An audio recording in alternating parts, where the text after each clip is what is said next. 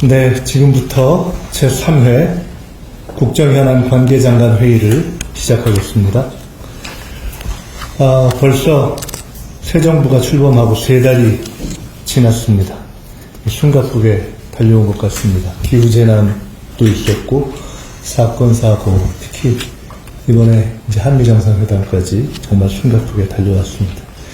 이제 다시 정리하고 나아가야 될 시간인데, 여러 가지 사안들을 국민의 눈높이에서 바라보면서 풀어가야 할 그러한 자세를 또 가다듬어야 할 것 같습니다. 오늘 저희가 4건의 안건을 논의하는데요. 안전을 지키고 민생을 돌보고 또 생활의 불합리를 해소하는 그러한 방안들을 저희가 다루게 될 것 같습니다. 우선 부산 광명아파트 화재 재발 방지 대책입니다. 지난 6월 말에 부산 화재 사고가 있었고 노후화된 아파트에서 저녁 시간에 발생한 화재가 부모님 없이 자고 있던 아이의 생명을 앗아갔습니다. 또 같은 사고가 연이어 반복됐습니다. 소방시설을 보강하는 것뿐만이 아니라 안전교육 강화와 돌봄체계 개선까지 종합적으로 고려해야 한다 하는 것을 의미합니다.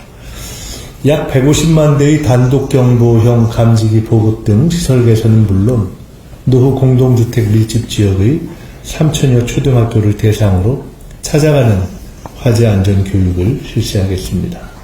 야간 돌봄 공백을 해소하기 위해서 방과 후 마을 돌봄 시설 운영을 자정까지 연장하겠습니다.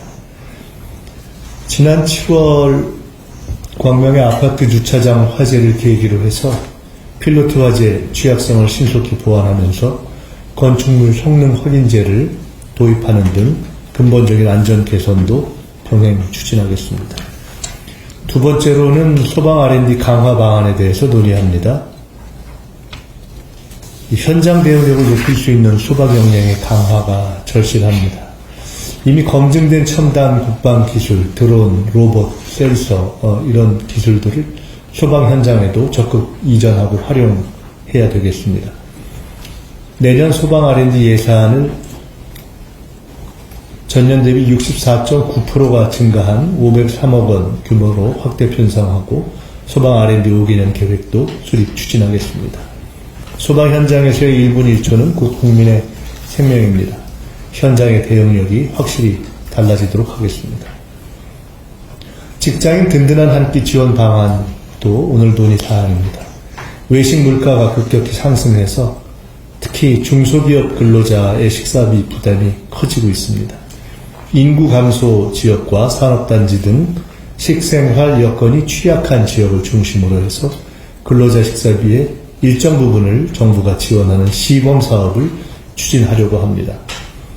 중소기업 직장인의 점심시간 외식 비용의 20%를 월 최대 4만원까지 지원하고 대학생 대상의 1,000원의 아침밥 사업을 산단 근로자까지 확대할 예정입니다. 정부는 내년부터 3년간의 시범사업 기간을 거치면서 검증과 분석을 거치겠습니다. 마지막으로 제목이 좀 이상한데 황당 규제 개선 방안에 대해서 논의합니다.